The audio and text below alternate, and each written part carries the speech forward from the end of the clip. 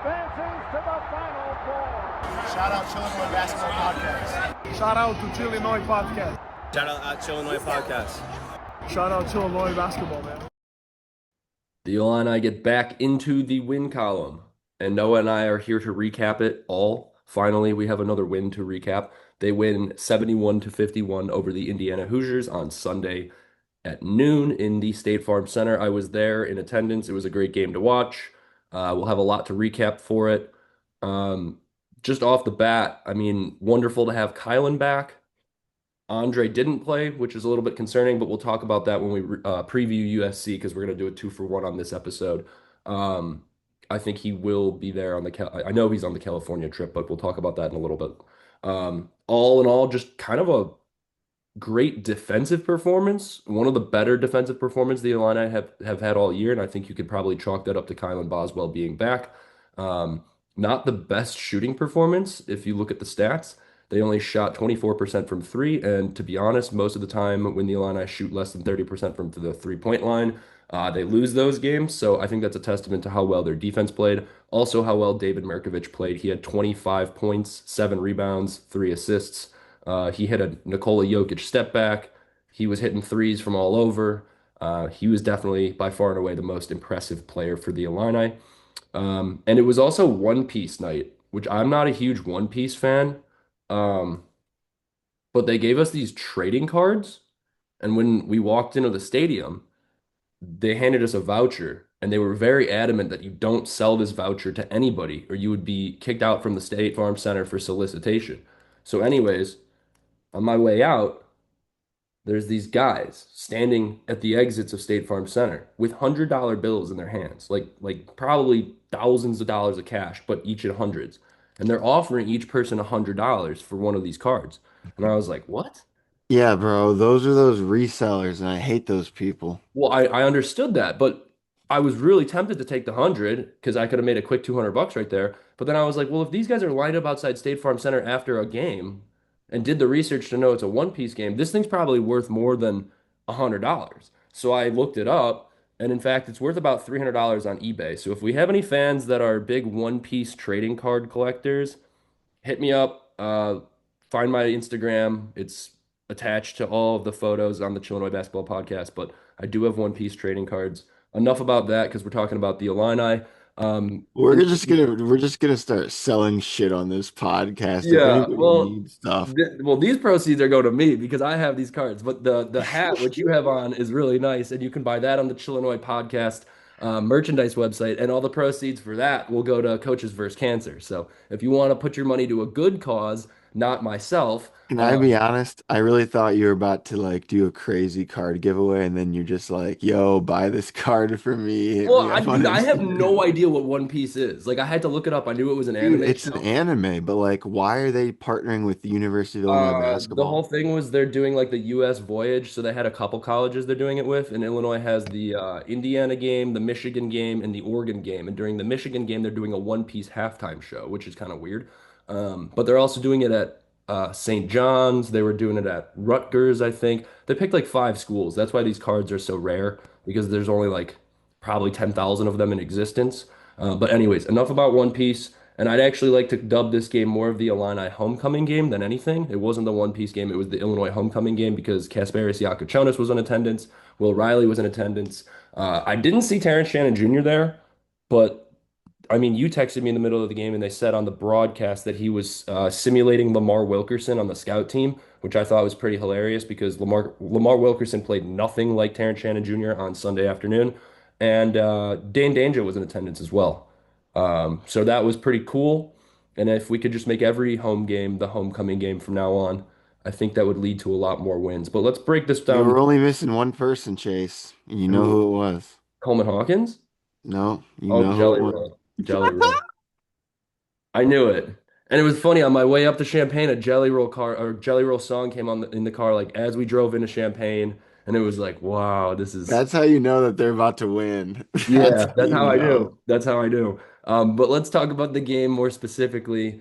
I think first and foremost, we should just talk about the defense, and I think that starts with Kylan Boswell. It was wonderful to have him back. He got a roaring ovation when he was announced in the starting lineup.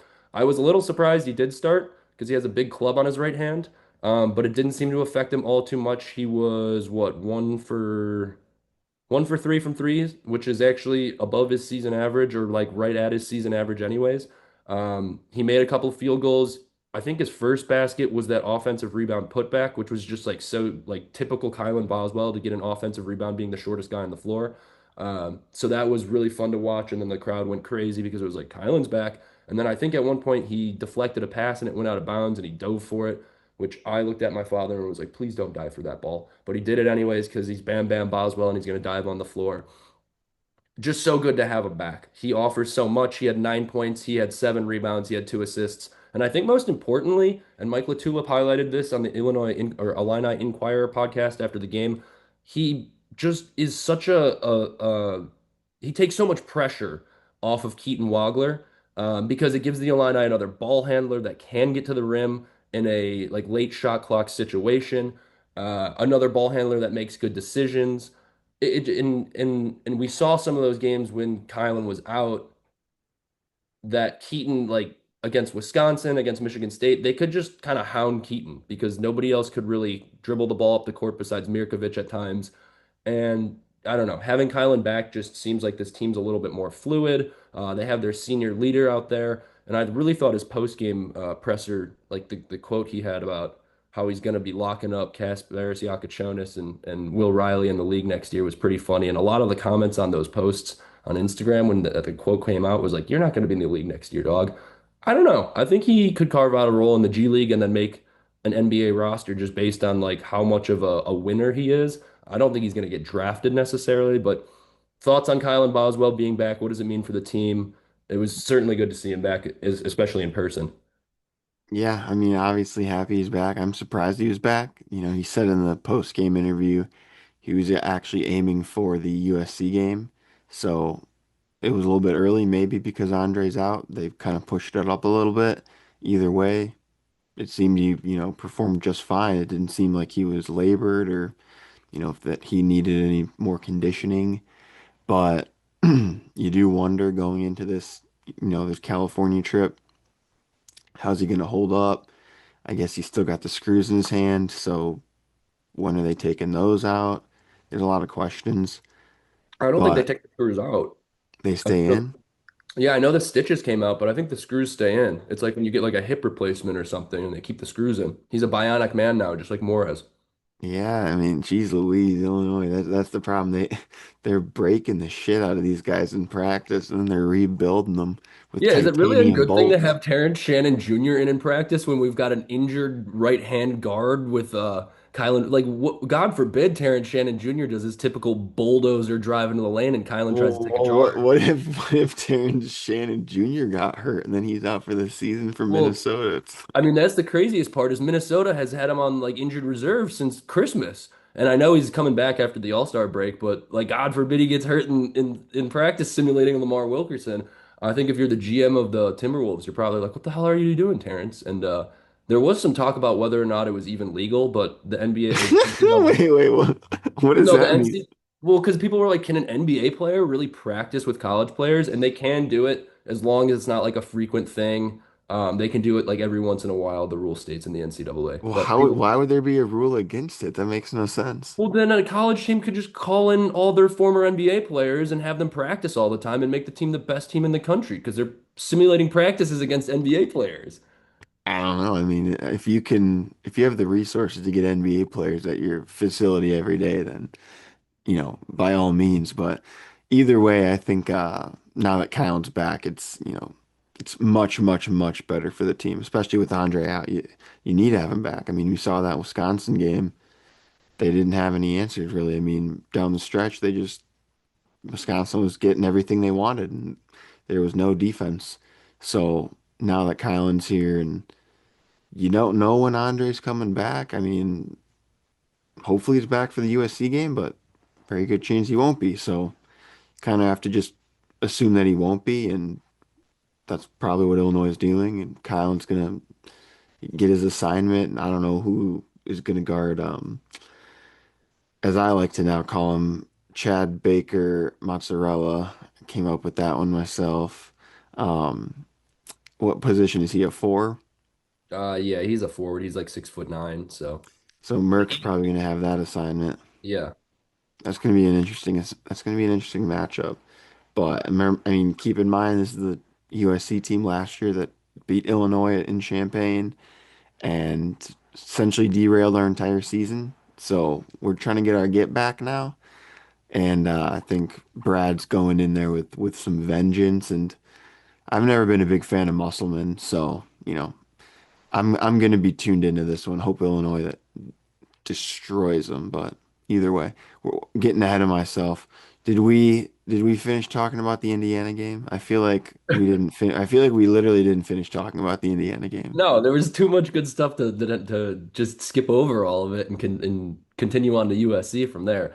Um, I want to talk about David Markovich for a second, just because uh, in that Wisconsin game, I know we were missing Kylan, but I was in the stadium after when they did the radio interview with Brian Barnhart, so we heard Brad Underwood talk about that Wisconsin game because Barnhart and Deion Thomas asked him about it, and I guess Markovich sent a text to Brad Underwood and the staff members after that Wisconsin game, like owning up for it and saying this loss is on me, coach. It will never happen again, which is just so funny He from a texted Brad and he's like, "Coach, I'm literally gonna kill myself tonight." And he's like, "Don't do it, Merk. It's not your fault." Yeah, no, it was probably a very emotional text, and either way, it's impressive to see a 19-year-old. Is he 18 or not? I think he's 19, but it's impressive to see a young freshman take the blame for a game in which a lot of freshmen are guys, and it's not like a testament to like who they are as people, but like a lot of freshmen have some maturing to do. And a lot of freshmen will make excuses and they'll look at a game and be like, oh, it happened this way because of this, and it happened this way because of that. Merkovich looked at himself, said, I had a poor game, and I was the leader of this team because we only had me and Keaton, and Kylan and Andre were out and we were down to 6 men. And he said, I had a poor game. This one's on me. It's never going to happen again. And then what does he do in the subsequent game following? 37 minutes, 25 points, 3 for 6 from three, in which he's shooting 43 in conference play, 43% on like high volume as well. 2 for 2 from the free throw line, 7 rebounds, 3 assists, 1 steal as well. He was everywhere and he was everything for this team. And I know you really are a big Connor Enright guy, but I hate Connor Enright after his piss poor season at DePaul last season, and he was supposed to be our Did lead he even guard. draw a single charge this game? He did on Jake Davis. Remember that high knees Jeffrey Anderson charge call?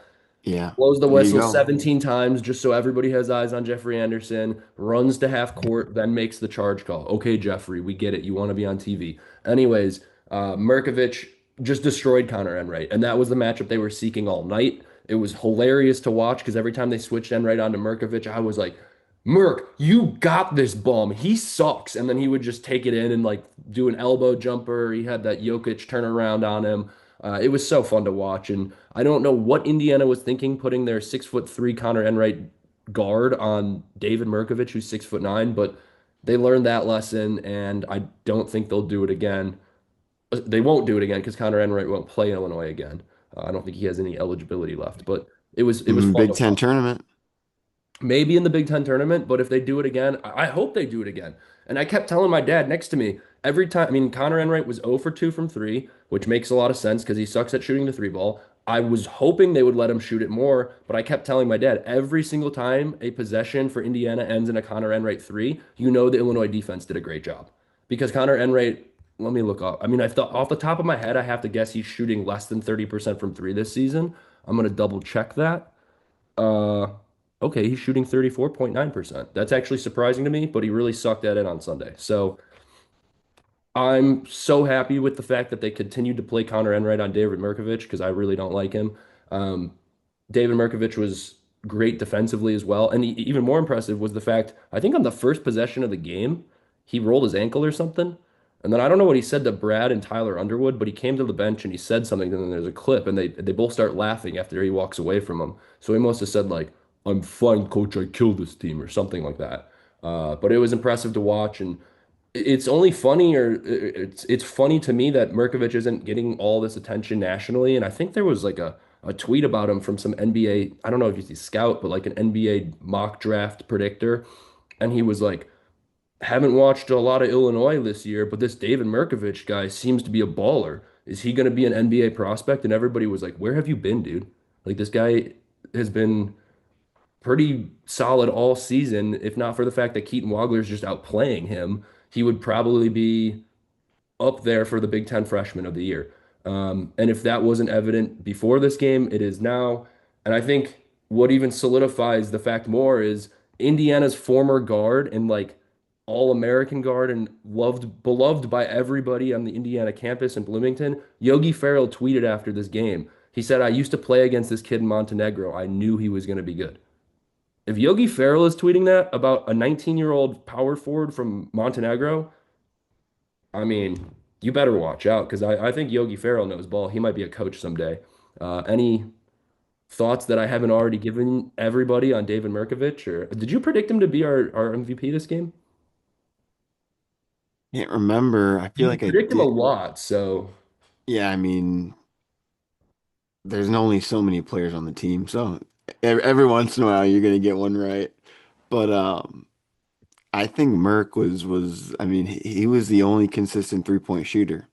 Our three-point shot would not fall, and it was like I turned the game on at halftime. I didn't catch the first half, so I turned it on at halftime, and that second half, man. I don't know if the first half was much better, but it was abysmal shooting that second half. I mean, I don't know if a single three-point shot went in that I saw with my own eyes.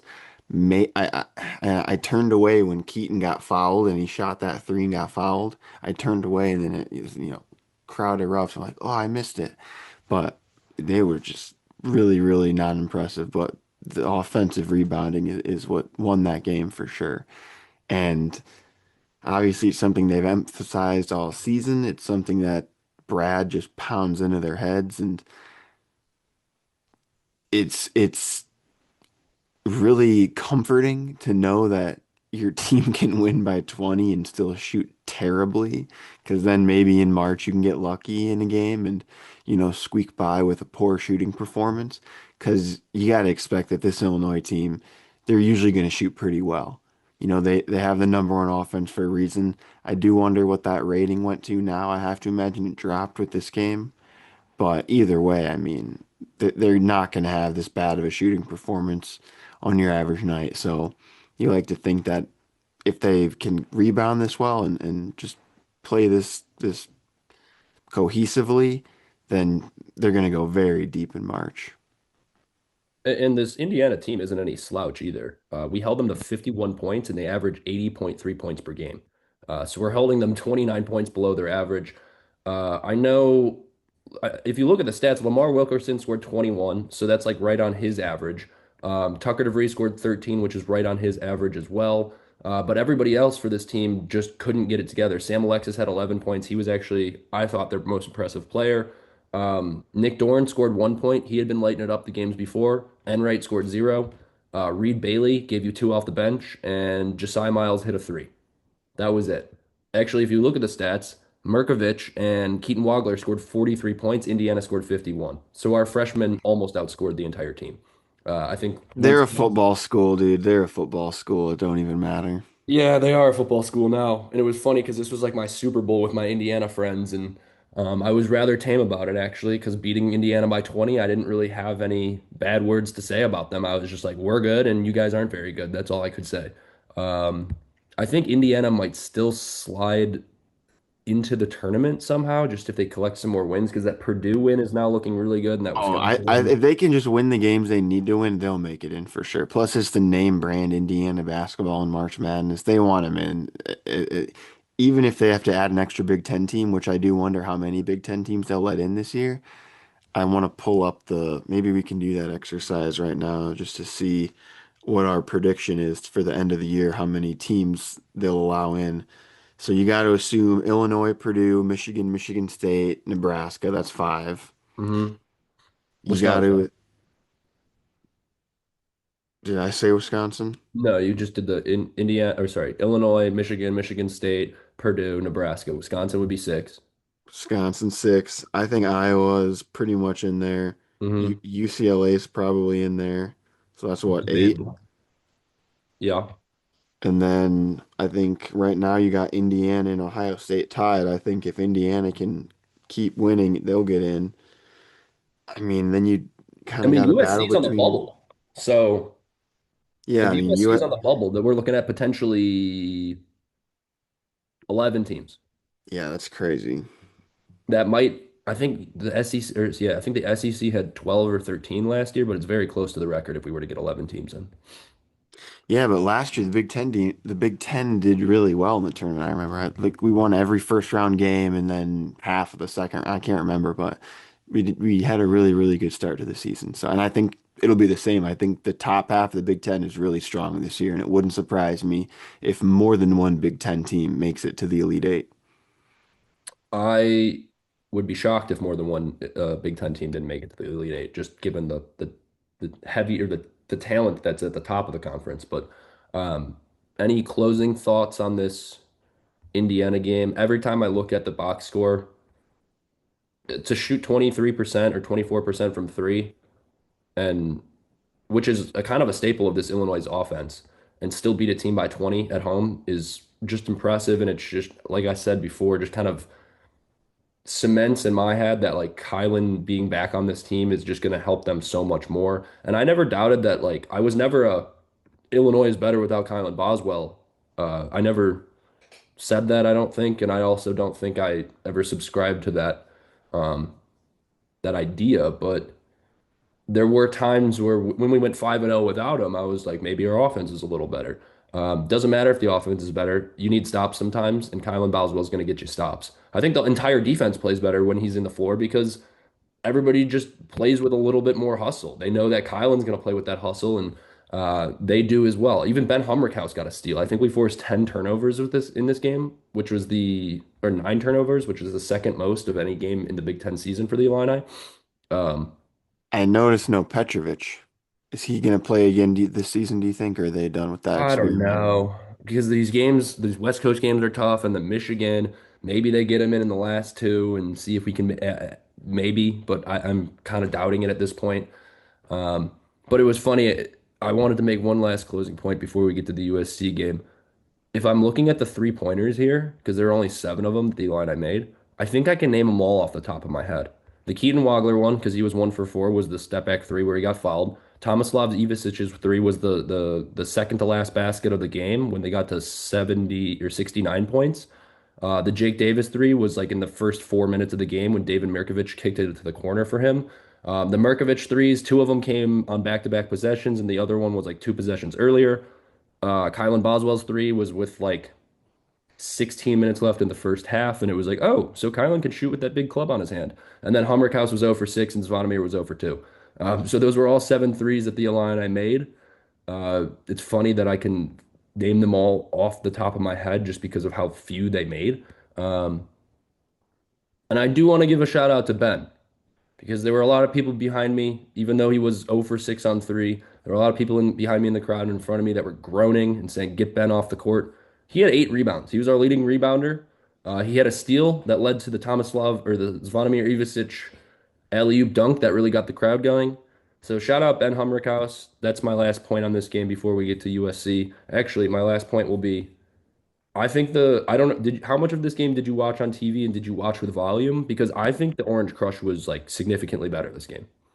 Yeah, they seemed really good. I was impressed. They had special signs, and I saw some dude in the student section was just like going bananas, running around, getting everybody hyped up. He must have been like one of the leaders. And I mean, Jeremy Warner interviewed one of the leaders of the Orange Crush. Like, dude, they take this shit serious, dog.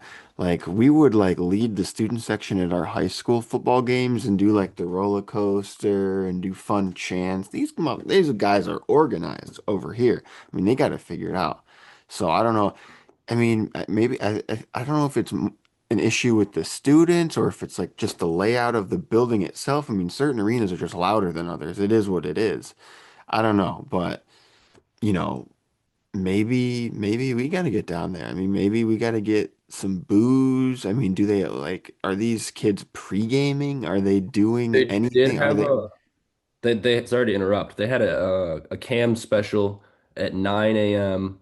It was like $2 shots, and they had free shuttles to the State Farm Center at noon, like between 9 and Yes, noon. liquor them up. Liquor these kids up. Get them sent to that game. Phew. get them funny wigs, get woo, and then just like loud. We need them loud and happy. That's all you need. Free beers at the game, free hot dogs at the game. I mean, well, Northwestern, they're doing that $7 summer shandies. So State Farm Center, got to match that. Step your game up. Yeah, I think we could offer some free beer, or not free beer, but cheaper beer at least. I think I didn't buy one because it was a noon game and I wasn't feeling particularly well, so I didn't drink at the game. But I think it was a $13 beer. So Yeah, take a note from Northwestern. Those students are usually pretty smart. You can yeah. get And some. Northwestern games can get loud, even though they lose every game, they still get loud. Yeah, I don't think they're better than the Orange Crush, but they definitely get loud in that small arena. And I will say, I think part of the reason the Orange Crush has been lamented recently, and because of their quietness, some of that is due to the fact that the layout isn't as great as it used to be. They only get like the one half of the sideline, and then they get behind the basket on one end, and then the other students are stuck way up in the top of the 200 section. I think they should just fill it up the entire side like they do at Indiana. Because when I went to Indiana, the entire student section is just one giant section all the way to the back, and it's pretty intimidating. And then they fill the court around it with students as well. So I think the layout probably has something to do with how quiet it can be sometimes. But shout out to the Orange Crush in this game. I do think they were louder. Uh, and it was a very hostile environment for the Indiana Hoosiers to play in, and we got to end the game with a Hoosier Daddy chant, which is always pretty fun. But job's not finished. The Illini do have another game on Wednesday. They're going out to California for their West Coast trip, and the first leg of it will be USC, the Trojans, on Wednesday. I believe that game is at 9 p.m. Central Time, which kind of sucks for us, but I'll still be up watching it. And this USC team, kind of like this Indiana team, I think they have a lot of talent. Chad Baker Mazara, he was on that Auburn team last year that made the Final Four in the national championship game, and he scored 18 points in the championship game. I know it's like I think he's like 26 years old, making him older than like a quarter of the players in the NBA. Uh, but he's pretty talented. Now he is coming back from injury, and there is speculation about whether or not he's going to play in this one. But if he does, it's just another piece of their puzzle that is pretty talented, I would argue. Next best player on this team has got to be Gilbert Arenas' son, Elijah Arenas, who is just coming back from. He had a crazy offseason. Remember, he crashed his Tesla Cybertruck, and then he was like in a medically induced coma because of smoke inhalation for 3 days or 2 days or something like that. That was over. That's I why you think don't get them damn Cybertrucks. They're supposed to drive themselves, and then they crash, and then they can't get out because the windows are locked. So you get the smoke inhalation. You can't be driving that stuff, man. Come on. So let me get the timeline of this right. But he did crash. That was in April of 2025, and then he had a meniscus tear in the summer during like summer workouts when he was coming back. So he's only been playing for the It last says five. injury report, reason Cybertruck. Cybertruck and smoke inhalation. That is a pretty wild one. You don't really get that very often. We can blame Elon Musk for that. Um, Anyways, he is back and he's been playing phenomenally in the last couple of games. I think, let me look up his stats. They did lose to Ohio State in their last game at Ohio State, but he scored 25 points. He scored 24 in their win at Penn State, and then he scored 29 in their win over Indiana. Um, Before that, he wasn't producing a ton, but in the last couple of games, he has just been all world. He is 6'6", so he's a taller guard as well. He's going to be a problem just because I don't think Kylan's going to be able to guard him because he's too tall for that. And I know Keaton's a pretty good defender, um, but Keaton's going to be asked to do a lot defensively if he's going to be guarding Elijah Arenas in this one. So those two will be the problem. They also have Ezra Osar, who's been playing all season. He's their senior forward. He's kind of the height for this team. He averages 15 points per game and 6 rebounds. And then other than that, I'm not seeing a whole lot that could really give the Illini problems. But like I said, they play like 7 to 8 players a game. They're very diverse in who scores how many which games. So it's not like they have like one go-to score. They all kind of pop off in different games. They're not particularly tall. So what I liked about the last Indiana game is that I think the Illini went inside a lot with Mirkovic, Tomislav. Zvonimir obviously had that alley-oop inside from Ben Hammerkraus.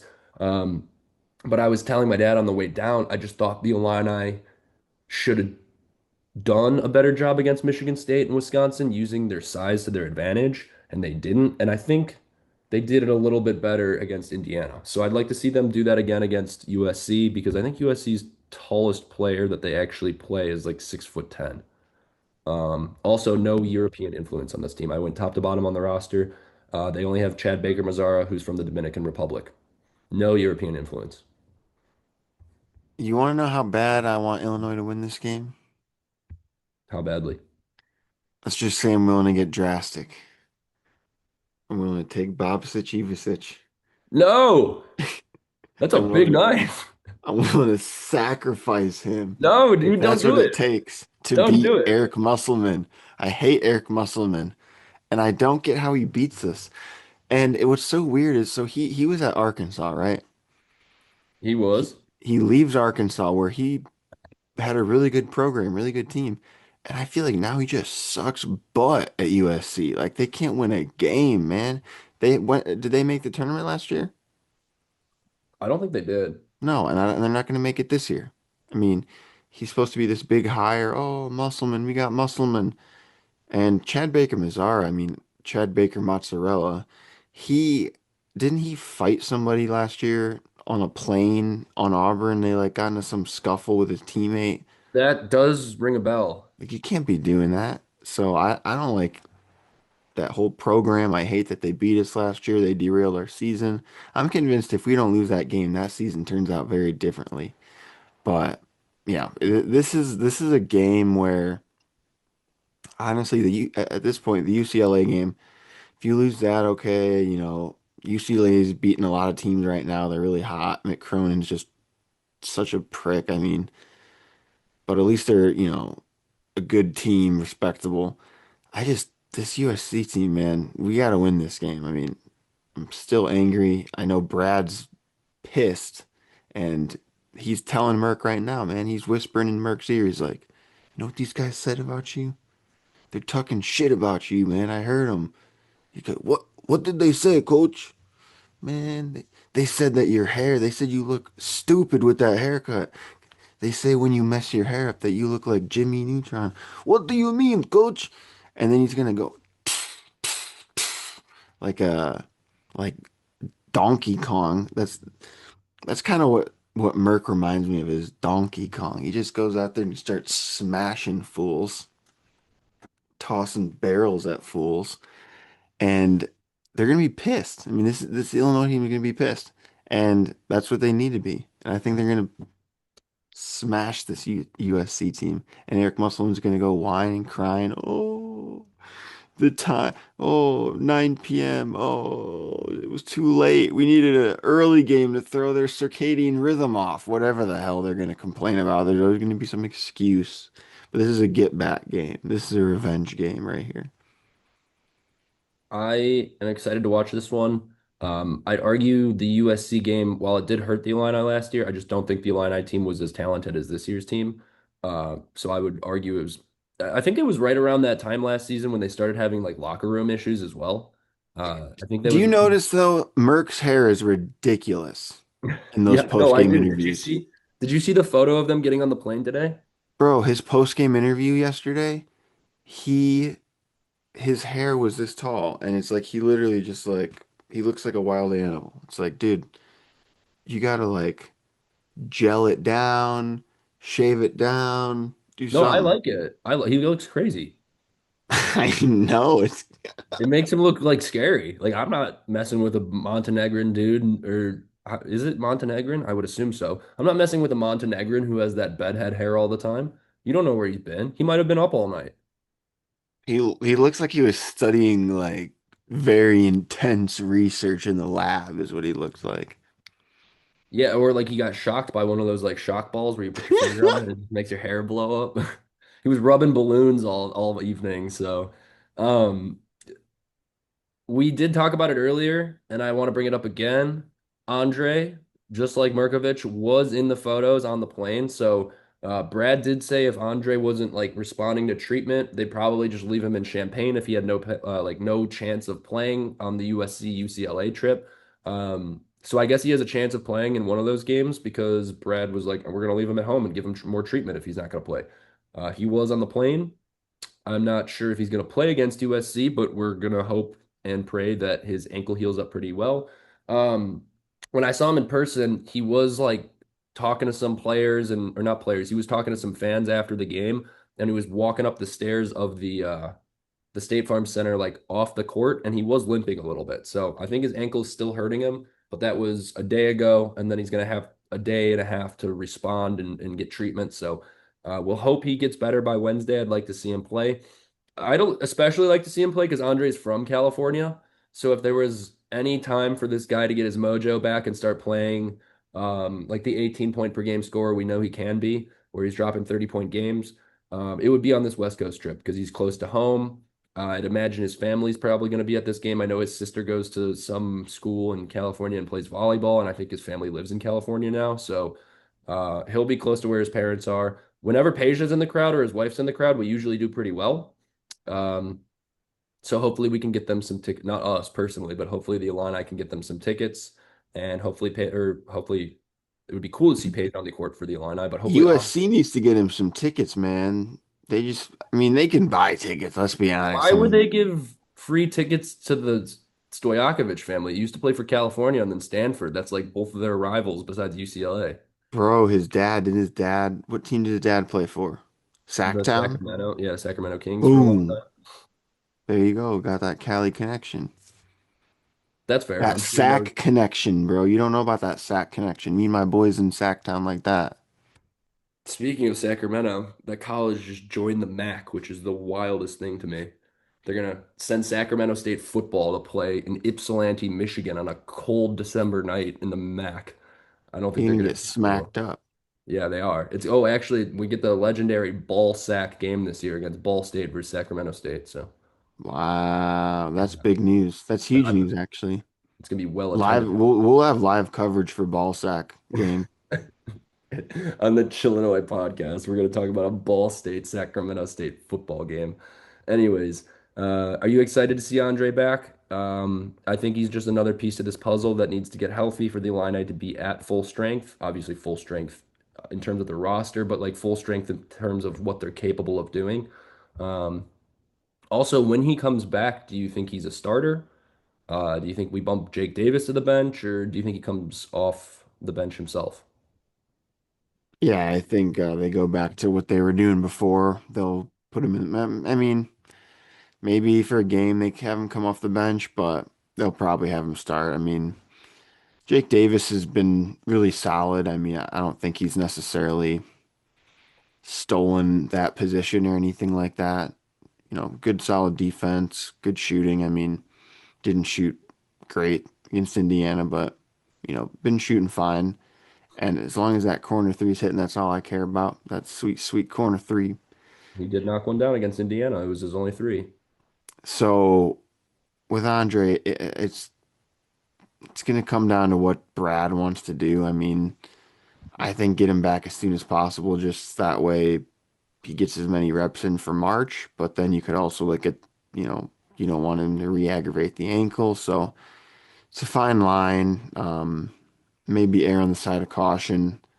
I don't think you need him for USC. I think the UCLA game maybe consider it, but I don't think for this game you need him to win. I think you can win without him, so might as well rest him.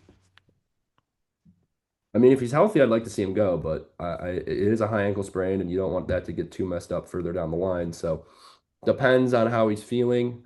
I'd like to see him get games in because I don't want him to be like I don't want him to have this long absence where he has to come back and find himself in this team again and find his role. I think he was getting into the point of the season where he knew his role pretty well.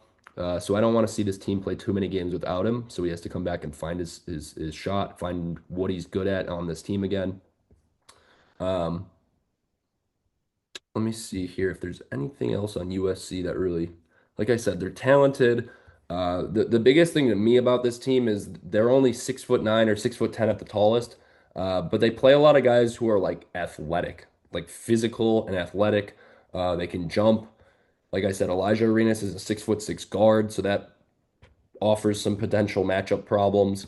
Um, Do you see that being a problem against this Illini team that often is criticized for being unathletic and a little bit slower, especially with our big men, Thomas Loves Vonnemeer and David Mirkovic? No, I think our size is going to be a problem for them. Like I think one of them's going to drive into the lane and put up a shot and it's going to get blocked and they're going to get together and go, okay, maybe we got to change our strategy up a little bit. I'm not particularly worried about them scoring. I think if Illinois loses, it's going to be because we've just shot the ball terribly, which is possible. You like to think we're not going to have two games in a row where we shoot terribly, but you never know. Ultimately, I'm not too worried about their athleticism. I mean, we got the most athletic guy in college basketball, Blake Fagbemi. So if you want to talk about athleticism, you want to go athlete for athlete, I'll put Fagbemi up against cheese baked mozzarella any day. And Fagbemi, he'll flex on a fool, man. He's a strong little kid, so I'm not worried about it at all. He'll frame Mog cheese baked mozzarella. If we're playing Blake Fagbemi, like I said last podcast, we're having problems. So, if he's No, it putting means we're up by 30 points and we're that is cooking. also true. But Brad didn't put anybody in when we were up 20 points with a minute left against I Indiana. thought he So, was because he called it like there. I thought there was like a timeout call with like 50 seconds, and I was like, oh, he's definitely putting Petro in. And it was like, no, just game planning. 50 seconds up 20. yeah, that's Brad Underwood for you. He's a pretty stoic and seemingly angry man sometimes, but he gets the job done, it seems. Um, let's get to predictions here. I'm actually going to hold off again because I didn't predict the Indiana game and they won by 20. So I'm going to hold off on my prediction, but you can give your score prediction if you like, and then we'll get to MVPs, and then I guess we'll wrap it up. Um, MVP prediction. I'll go.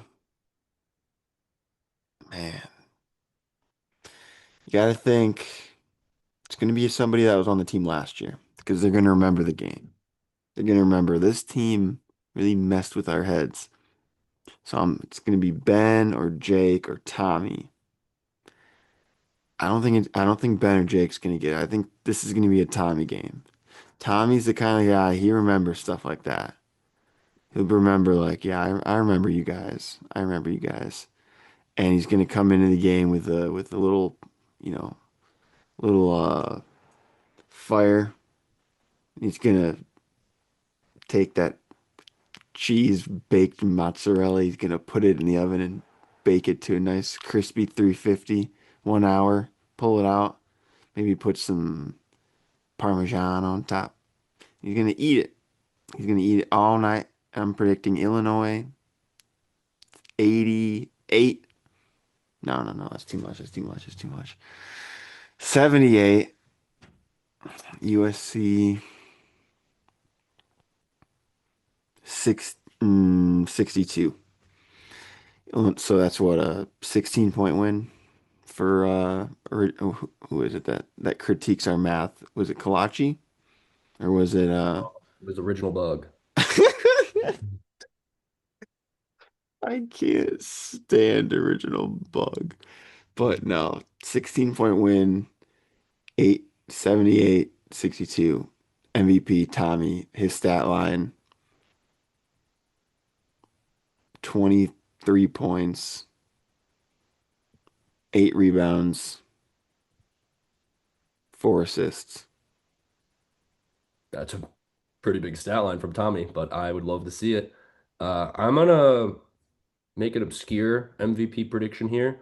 I'm gonna say the Illini 3-point shooting is the MVP here. Um, I think everybody's gonna be hot in this game.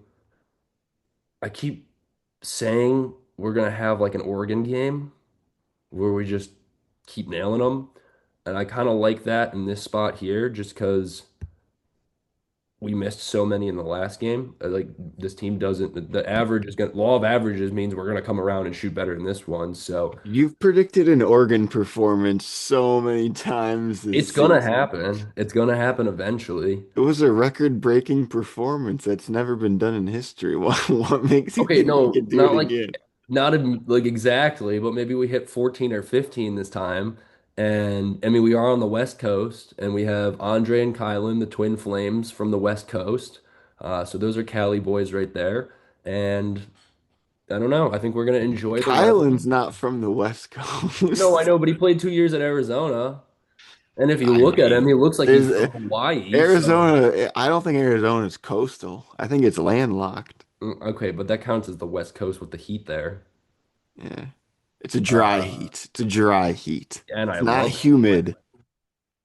I love it. It's like my favorite place to I visit. mean, My gal they're lives there Greek now. boys now. They travel the world together now, so maybe he is a little bit coastal. He's kind of like an island boy.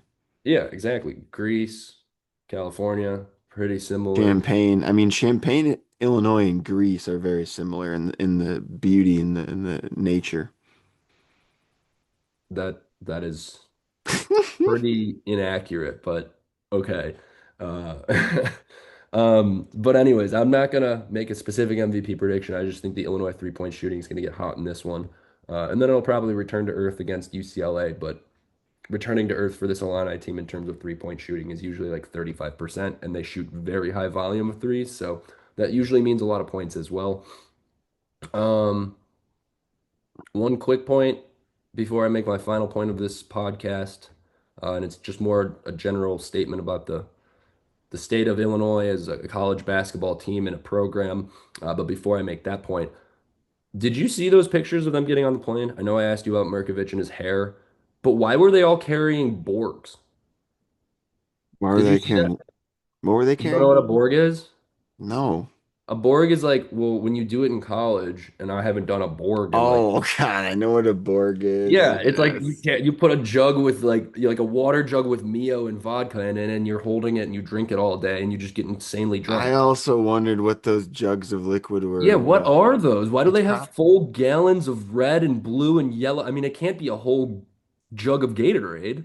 it's probably yeah, it's probably some homemade electrolyte beverage, keeping them rejuvenated. Are they drinking all of that on a plane ride to California? Do you know how many times I have to pee? Listen, it could be Borg. I mean, they could be getting lit on that plane. I don't know. I mean, all I know is that they're team bonding and they're flying out. What the game's on what day? Wednesday. Wednesday? Okay, I Yeah. guess that makes sense. I mean, you want to get there early, get acclimated, jet lag and all that kind of stuff. But no, I did notice that and I was wondering what that mysterious liquid was. It was very odd to me, but I mean, if it's team bonding, I love it. And back to my point that I wanted to conclude on about the state of this Illinois basketball program, I think just everybody coming back into town for that game against Indiana, Will, KJ, Dane Danger. We had Coleman Hawkins the week before. Terrence Shannon Jr. was in town playing at practice. Um, what it says to me is this is a program that's very healthy because you don't see a whole lot of programs doing this where you have NBA players in the locker room giving speeches, coming back. Now I know we see it with DePaul, but it's Rod Strickland from like the 78 season, and it's Mark Aguirre from the Max Strus came back the other okay, couple Max weeks ago. Strus from the 2019-2020 season. Like, come on. Well, we don't get any players that go to the NBA. That's the I'm that problem. That's my point, Noah. I think this is a very healthy Illinois program at this time. Not that KJ and Will Riley had like particularly great seasons in terms of like what this Illini team did. They made it to they made it to the NCAA tournament and they won a game before losing to Kentucky. But it's not many programs like this that get to have NBA players who just got drafted come back. Um, I was looking at the banners in like the rafters at State Farm Center, and it's pretty funny. If you look at it, we got TSJ up there, we got Ayo Dosunmu up there, and we have Kofi Coburn up there. The last guy before that, Darren Williams, D Brown, and Luther had. It was like we there was a huge gap in like talent on this NBA What or on about this Myers program. Leonard? He never got his jersey retired. He played 2 seasons at Illinois, and he was the first player in Illinois before Darren Williams. I mean, he was the What about subsequent player. Tisdale? Did we retire Tisdale? Why would we retire Mike Tisdale's jersey, bro? I don't know. We I don't just think he because. made an NCAA tournament. I do have his autograph. I met him in a Monocle's Pizza after a Okay, game one time. but we did retire Nana Egu's jersey, right? No, we did not. Mr. Oh Brick my. Grant. No. This breaks my heart. We need to call Brad immediately. Anyways, my point being, I just think this Illinois program is like one of the healthiest. It's or at the healthiest point it's been in a while. Only programs like Duke and Kentucky do that very often, where they're just bringing in NBA draft players from the season before and like, hey, hype our guys up. And now we've got a lot of them in the draft. We're gonna have Keaton go next year. Merkovich, I think, will go eventually. Probably Tomislav and Zvonimir. Um, it says a lot about where we're at as an Illinois program, and as a guy who watched this team as a kid have some really bad years, and I still stuck around with them. It's fun to watch, and I'm just very grateful to kind of be living in this era of college basketball for the Illini.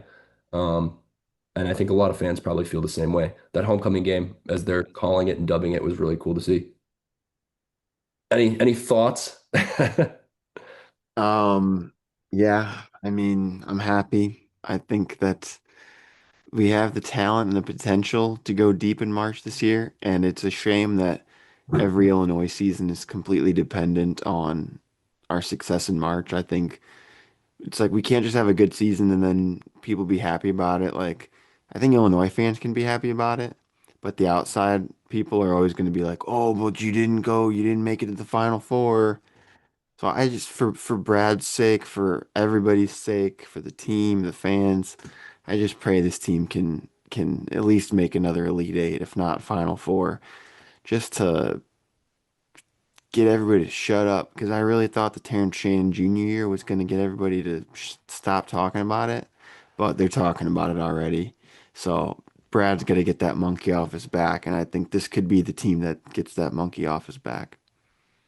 I mean that's the tough part about college basketball. It's so fluky in March. I do think they're really capable of having a deep run, and I hope they do it. That being said, unless this team loses like 12 games in a row and just like loses out the season, like they're still gonna have a like they're gonna have that game against Michigan, which win or loss, if they don't get blown out by 20 points, is gonna be an incredible game. Um, other They got to win that game, bro. Like, let's I mean, be I honest. hope they win that game. I'm just saying it's going to be an incredible atmosphere at State Farm Center. There are other games. They got UCLA, USC, and I think Oregon, and then one Maryland at away. So not like crazy matchups, I would say. Um, but I think nonetheless, like if this Illinois team doesn't make a deep run, This Big Ten tournament's going to be crazy. no, it Think about is. that. I'm excited for that because I think the this Illinois team goes I deep in mean, the you Big could Ten. have Michigan, Michigan State, Illinois, Purdue, Nebraska. You could have all those teams facing each other because And they you got probably to will. assume that the crappy teams are going to get bounced early. They probably will face each other. It's going to be like top 10 showdowns in the semifinals. You could see Illinois, Michigan in the Big Ten tournament. There's a very good chance you could see that. That would be cinema. Wouldn't surprise me. Neutral But, court, but that'd be even crazy. even if this team like end or even if this team ends with like not a Final Four, I think at the lowest they'll probably make the Sweet 16. But even if they only go that far, like we can at least say this is like some of the most fun we've had watching an Illinois team in a while. Between like the memes behind it, when they put this team together at the beginning of the year, and all the like the question marks behind it, like what is this European experiment we're doing? And to see it kind of come to fruition and be successful in the way that it has been, I'm just happy about that. So I don't want them to lose out the rest of the season. I want them to make a deep March run, and I want them to win the Big Ten tournament. But we've had a lot of fun covering this team for a first time podcast, and I'm just thankful for that and grateful for that. And thank you, Brad Underwood. We appreciate it. Nonetheless, we will face Iowa, or excuse me, what the fuck did I say? Iowa. We're gonna face USC. We're gonna face the Trojans on Wednesday at 9 p.m. I think that game's on Big Ten Network. Let me check. It is on Big Ten Network at 9 p.m. So it'll be the late Big Ten Network game. I will be up for it certainly. I actually don't mind a 9 p.m. game because I go to bed so late anyways. It'll be like by the time that game wraps up, it's like my bedtime, and I don't have anything else to fill my time with besides Illinois basketball. So that'll be cool. Noah's predicting a win. I'm gonna hold off on my prediction, but I think I agree with him there. But it will all play out Wednesday night. Noah ILL. I and I.